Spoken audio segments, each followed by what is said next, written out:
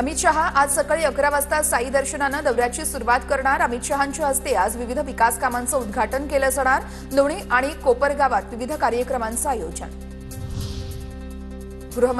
केंद्रीय गृहमंत्री अमित शहा शिर्डीमध्ये मुख्यमंत्री आणि दोन्ही उपमुख्यमंत्र्यांसोबत महाराष्ट्रातील अतिवृष्टीच्या नुकसानीसंदर्भात चर्चा। नवी मुंबई विमानतळासह इतर विकास प्रकल्पांचा शहांकडून आढावा, तर चारही नेत्यांमध्ये पाऊण तास चर्चा।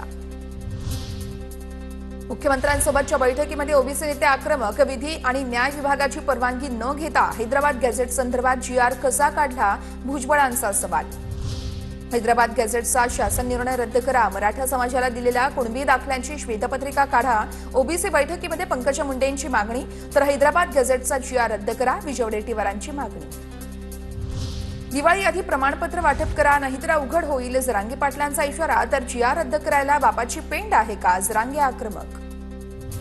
ओबीसींच्या ताटातील आरक्षण कोणीही घेणार नाही, खाडाखोड केलेले कुणबी दाखले रद्द होतील।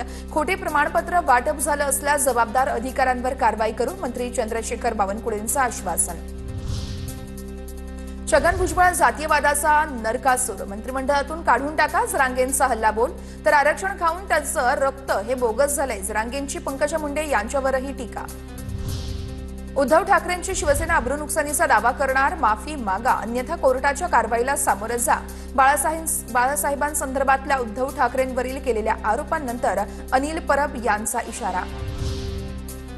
स्टोव्हची आग माझ्या पत्नीच्या साडीला लागल्यानं भडका उडाला होता, मी तिला वाचवलं। माझी पत्नी 6 महिने ऍडमिट होती, परबांविरोधात कोर्टात जाणार, रामदास कदमांचा इशारा।